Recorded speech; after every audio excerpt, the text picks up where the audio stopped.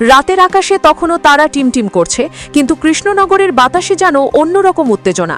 কারণ রাত পেরোলেই বৃহস্পতিবার কৃষ্ণনগর গভর্নমেন্ট কলেজ মাঠে মুখ্যমন্ত্রী মমতা বন্দ্যোপাধ্যায়ের জনসভা। আর সেই সভায় সামনের সারি দখল করতে তৃণমূল কর্মী সমর্থকদের কি বুদ্ধি! আগের রাত থেকেই হাজির হতে শুরু করেছেন তারা, ঠিক যেন ক্রিকেট ম্যাচের ভিআইপি গ্যালারি বুকিং চলছে। যারা এসেছেন তাদের বাড়ি কৃষ্ণনগর ১ নম্বর ব্লকে। ইচ্ছে করলে আগামীকাল সকাল সকাল আসতে পারতেন, কিন্তু না, মুখ্যমন্ত্রীকে একদম সামনে থেকে দেখার সুযোগ তো রোজ মেলে না। তাই কেউ কম্বল, কেউ চাদর নিয়ে হাজির সোজা মাঠে। রাত কাটানোর প্ল্যান সেখানে।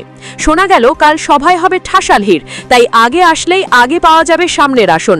এই নীতি মেনে ২৪ নম্বর জেলা পরিষদের সদস্য পলাশ ঘোষের নেতৃত্বে দল বেঁধে চলে এসেছেন সবাই।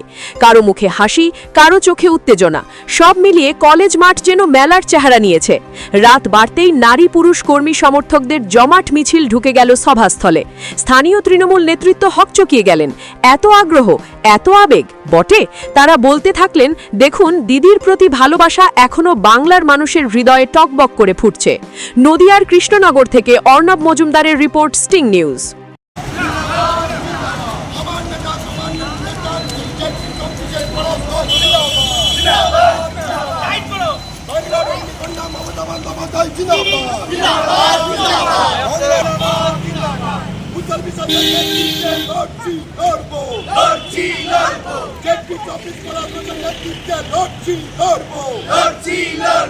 বাংলার উন্নয়নের কান্ডারি মমতা বন্দ্যোপাধ্যায় জিন্দাবাদ।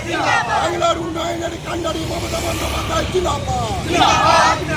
আমার নেতা, তোমার নেতা অভিষেক বন্দ্যোপাধ্যায় নেতৃত্বে লড়ছি লড়বো। জেটি ২৪ পলাশ ঘোষের নেতৃত্বে লড়ছি লড়বো।